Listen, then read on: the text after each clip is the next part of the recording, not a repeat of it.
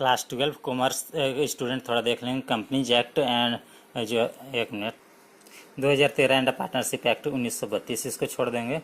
देखेंगे पार्टनरशिप में अगर loan loan loan liability 6 lakh है, लाइबिलिटी ही हुआ लोन, और एसेट्स 5 लाख रुपया है। ठीक है, तो लाइबिलिटी यहाँ 1 लाख अधिक हो गया है पार्टनरशिप में। ठीक है, पार्टनरशिप में लोन लाइबिलिटी 6 लाख का, एसेट्स 5 लाख रुपया, बिजनेस की संपत्ति बेचने से 1 लाख की लाइबिलिटी अधिक है। तो इसमें क्या है, मान लो पार्टनर ABC है तो उसके ऊपर लाइबिलिटी आ गया कि अपना पर्सनल एसेट्स, घर की संपत्तियां वगैरह बेच करके 1 लाख रुपया का जुगाड़ करेगा। ठीक है, अब यही कंडीशन पब्लिक कंपनी में देखेंगे। पब्लिक कंपनी में देख लेंगे 6 लाख का लोन है, एसेट्स पूरे बिजनेस में संपत्ति बेचने से 5 लाख रुपया हुआ, और एक्सेस हो गया 1 लाख का लाइबिलिटी। ठीक है, यहाँ पे देख लेंगे 1 लाख का अधिक लाइबिलिटी हो गया। तो देखिए शेयर होल्डर जितना पैसा इन्वेस्ट किया हो उतना ही अमाउंट लॉस करेगा, लॉस होगा। पर्सनल एसेट से लाइबिलिटी नहीं देगा, पर्सनल एसेट से लाइबिलिटी का या डेब्ट की भुगतान नहीं होगी। ठीक है, प्राइवेट कंपनी में ही सेम पब्लिक कंपनी के जैसा ही जितना शेयर होल्डर्स इन्वेस्ट किया है पैसा उतना ही इससे डेब्ट चुकाया जाएगा, उसके पर्सनल संपत्तियों को नहीं यूज किया जाएगा उसके डेब्ट जो भी लोन को रिकवरी के लिए।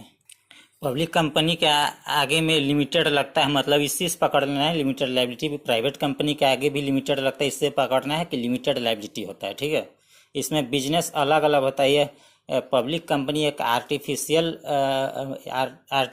पर्सन हो गया, प्राइवेट कंपनी आर्टिफिशियल पर्सन होगी। इसमें बिजनेस और ऑनर अलग अलग होता है। ये दोनों कंपनी में पार्टनरशिप में ऑनर और बिजनेस सेम चीज़ होता है। ठीक है, बस प्राइवेट कंपनी पब्लिक को शेयर इशू नहीं कर सकती कंपनीज एक्ट 2013 के तहत। किसे इशू करती है थोड़ा देख लेते हैं। प्राइवेट कंपनी फर्स्ट में इम्प्लॉयज को under ESOP employees stock option plan, company अपने सेलेक्टेड इम्प्लॉयज डायरेक्टर्स या ऑफिसर्स को शेयर दे सकती है, ऑफिसर्स को शेयर दे सकती है एज ए रिवार्ड या इंसेंटिव।